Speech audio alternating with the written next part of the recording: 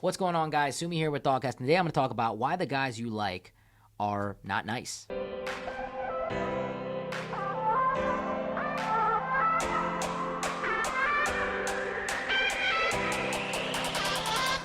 What's up, guys? Welcome to Thoughtcast, a platform that's dedicated to holistic healing and getting you to be the best version of yourself. If you haven't done so already, definitely hit the like button if this video has helped you. And also, hit that little bell notification to get updates when we drop new videos and new content. So, with that being said, let's just dive right into the video. Why the guy you like is not nice. And for lack of a better words, I'm just going to say not nice. He's not reciprocating to you. He's not necessarily caring. He's ghosting you. He's using you for sexual and physical access. Look, I get these questions all the time. Why are men not interested in committing relationships? Why are men not nice anymore? Why are men not chivalrous? Why are men not gentlemen? First thing I want you to understand is that in a very, very raw biological sense, natural selection is designing us to go against each other and to breed for the best characteristics. So what it does in a very primitive and superficial mindset is it causes men to like the majority of women out there. Men are really attracted to 80% of the women out there in the world. And a lot of guys that might be watching this are like, no, I'm not attracted to 8 out of 10 women. Well, it's because we have an influx of sexuality just in the way that we dress in public, the amount of women that we see on our cell phones, on Instagram Reels, on TikTok, and obviously pornography.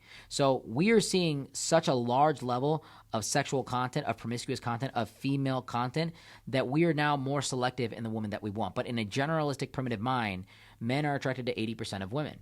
On the flip side, women are only attracted to about 20% of men, if that, right? Women are a lot more selective. And the reason for this is, in a very primitive biological sense, once again, women are a lot more selective about people they engage with in sexual experiences. And it's because your body doesn't understand contraception. Your body doesn't understand that sex is for recreation now and not procreation. Your body thinks it's for having kids. So when a woman engages with a man, it thinks, oh my God, this is going to be the father of my child. I need to really love this man. So it's very selective on the guys that you pick. So women are hardwired to pick guys that have really, really high level traits.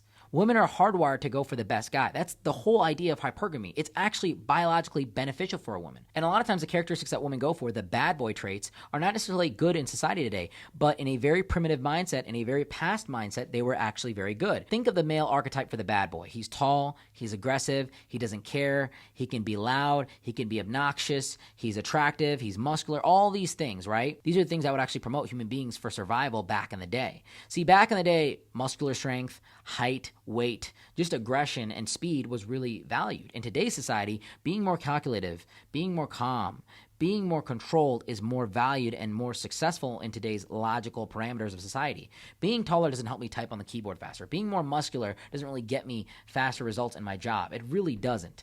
And so what I want you to understand is those traits that were very, very attractive back in the day are not necessarily valuable anymore, but we still retain this vestigial idea of attraction. Human beings still select for attractive qualities. So a lot of women still go for the guy that's 6 foot with the six pack, that's very aggressive, that's dominant, that's tall, that may not necessarily be so empathetic and nice. They don't go for the nice guys. They go for the guys that don't care, because those characteristics were valued back in the day because they're quick and aggressive. Quick and aggressive was selected for in a survival environment. So a lot of things that women are attracted to, especially when they're young, are those bad boy archetypes. And they are biologically hardwired into women. And so when you go for these guys that have these bad boy archetypes, that's not necessarily the bad thing there. But what's happening in society, especially with social media, is you have an abundance of attraction and attention coming towards any girl that's relatively attractive. Any girl that has like 1,000, 2,000 followers has dudes in her DM, has dudes DMing her. Dudes are literally just DMs on demand. And it becomes so easy for a guy to DM a girl now because the rejection is not necessarily as harsh. I can DM a girl sitting on my toilet. I can DM a girl in the shower. I can DM a girl in the comfort of my bed. And if she ghosts me, oh well, there's a million other girls I can talk to. There's a million other girls I can, engage with. I can delete the message to just not see it anymore. I can pretend it didn't happen. And I'm doing it in the comfort of my own bed. I'm not getting rejected in public. I'm not walking up to her. So women are getting a lot more attention digitally. And what happens is in the mind of a young girl or anybody really, if you're getting a lot of that attention, if you're getting tons of DMs every day, it makes you build an ego. And I'll tell you this very personally, like I have a large platform. I get hundreds of DMs every single day. I can see how people can build an ego. I truthfully can, because I'm not used to this. I'm not used to hundreds of people asking me for my advice or for asking me for guidance. And I'm blessed to have that opportunity. But for a young girl with a bunch of guys offering to take her out or, fly her here or come on this yacht or be at this game with me from high-level celebrities and high-level CEOs and everybody in between, it can be very ego building. So a lot of times when women are young and in their quote unquote prime, they don't engage in long-term mating strategies. They engage in short-term mating strategies. They talk to guys, they use them, they have fun with them, but they don't necessarily settle down until they're ready to have kids and a family. And that age, that level of ready is getting pushed back farther and farther. For the first time ever in society, we have more women over the age of 30 that don't have kids that do. It's 50.4% of women that don't have kids and 49.6% of women that do. That is the first time it's ever happened in society. The age that we're settling down is becoming larger and larger. You have women that are not settling down in their prime. And a lot of girls are very quick to push men off and go for those high-level archetypes, those bad boy archetypes. And they'll engage with them, and they'll have fun with them, and they'll, spend time with them. And they understand, like, look, there's tons of guys out there. I can go and do whatever I want.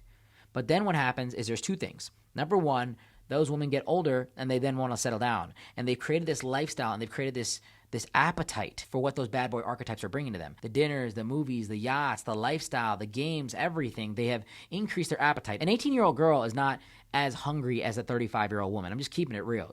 She's going to be cool with a Ciroc and, a nice show. You get a girl that's 21. Oh my God, you got a section at bottle service. Wow, this is so cool, right? And if this is you, awesome. If it's not you, whatever. But as you get older as a woman, you start selecting a lot more. Your standards go up. But in the marketplace of attraction in the sexual nature, your value is going down. For men, it's young is good and youngest is best. For women, it's more so about status, authority, game, and leverage. So as you get older in life, you want men that have their stuff together. A 35-year-old woman is going to want a man to have a house, to have a car, to have a job. Like, these are the basic parameters. It's a lot different. A lot of girls that are younger just want you to have clout. They want you to be, somewhat leveraged in society. That's really it. And the standards are a lot lower. But what happens is, as they get older, they now want to settle down. And, a lot of people call this different things, but they're unable to find those guys that are looking for those long-term mating strategies because they can just go get girls that are younger and that are in that mindset. Because sex is so available in today's society, people are not getting married as more. Men are starting to realize they don't need to get in a committed partnership to have physical access to a woman, a very attractive woman. Back in the day, men had to be married to a woman to engage with her physically. There was no sex before marriage. Nowadays, it's drastically changed. Women can have sex before marriage, and it's very normalized. I'm not saying that that's a bad thing. These are just the consequences of it. Even when it comes to having babies, right? Back in the day, if you had a child with a woman, you would marry her. Like, it was the thing that you had to do. I had a kid with her. I got her pregnant. I got to marry her. People are still not getting married if they have kids. They're just choosing to co-parent because men have such high levels of sexual access in society. And it's not even in the physical aspect. It's also in the psychological aspect with pornography and social media and all the things that you see where men can just engage and relieve themselves in ways that they've never been able to before. I mean, there's VR and AI doing this kind of stuff. It's a whole different world now, and it's very bad psychologically for men, but it exists. And over 90% of men engage in it. So you see women unable to settle down in long-term commitments because the guys that they want can now go for younger girls. But here's the area that you're missing here. There is a whole bracket of guys that are not getting that access. There's a whole bracket of guys that are doing well in society, but they're not chosen because they don't have those bad boy archetypes. And what I teach women and what I tell women a lot of times is you need to begin to redefine what you find as attractive, because that primitive nature of what is attractive is not necessarily going to lead you to a more stable life. Going for the guy that is a little bit less attractive but is way more stable and is way more there for you and is way more empathetic is going to make your life a lot smoother. Because look, attraction fades. People get old. People put on weight. People's faces don't necessarily stay as young as they're supposed to be.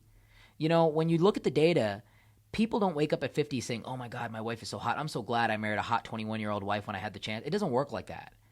They care about the communication. As you get older in life, what you'll find out is it's not about looks. It's about the chemistry, the commitment, the compatibility, the stability, the trust that you have in that relationship. That's what makes you happy. And the people that become successful at very high levels of life learn to delay gratification. They learn to look for what's more important for them in the future than in the present moment. They look to put off the present luxuries and temptations and pleasures to allow long-term growth in life. So ladies, when you're looking for people in relationships, go for a guy that makes sense for you for the future. Not for the guy that's going to really make your life lit right now. Not for the guy that's going to allow you to have a good Saturday night. Look for the guy that's going to allow you to have a great Sunday morning. Look for the guy that's going to make sure that you're taken care of. Redefine the characteristics that you want in a man. And a lot of women do this, and they do it very, very late, where they're 35, where they're 40, and now they want the good guy. Now they want their ex-boyfriend. Now they want the guy that loved them in college, and they regret it. I talk to women every single day. They're out of their prime. They start fading out of it sexually, and then they want to settle down with the good guy. And then they want to marry the guy that really cared about them. But that guy doesn't care anymore. That guy doesn't want anymore. because now he understands that you're in a position where you feel like you're losing value and now I have to settle down with you.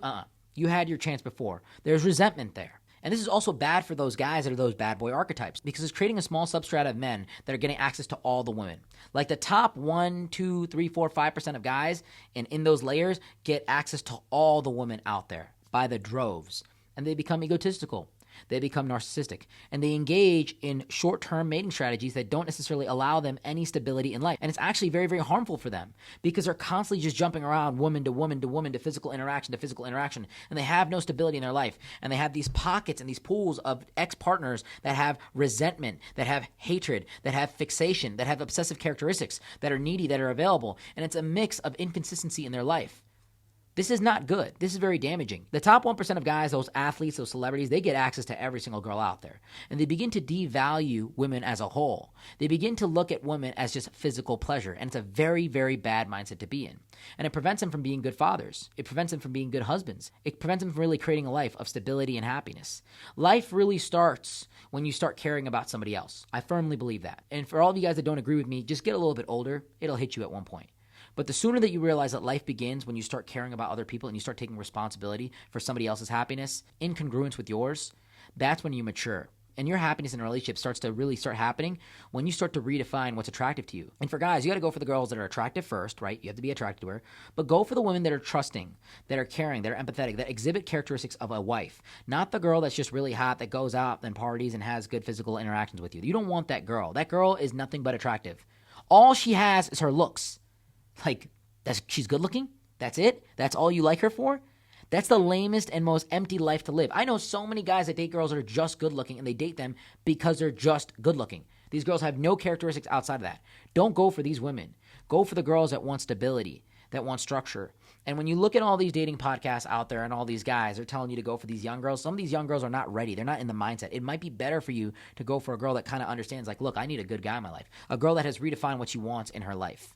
Those girls will give you happiness and stability, because that young girl, the moment that something doesn't make sense for you, that immaturity and that volatility will pop up, and she'll decide to go with somebody else, not understanding that you're the best that she could have ever had. And on the flip side, ladies, go for the guy that stands outside your archetype. Every single girl is going to go for the guy that's 6-pack, 6 foot, 6 figures, living the lifestyle, doing this, that, and the third. Like, every girl's going for this guy. Go for the guy that's building his career. Go for the guy that's stable at home. Go for the guy that doesn't go out. Go for the guy that stays in his lane. Go for the guy that will care about you and love you and really be there for you. Because as you both get older in life, it's not going to be about the lifestyle, the flash. It's going to be about the chemistry that you have with each other. As long as you have each other, you're going to be okay. I hope this makes sense, guys. If you have any questions on anything I said, you can definitely drop them down in the ThoughtCast community below. It's a completely free community. I've created it and put a lot of hard work into it. And there's a ton of resources that you can access completely free. That being said, if you ever want to connect with me, the links are down in the description below. And until next time, Sumi out.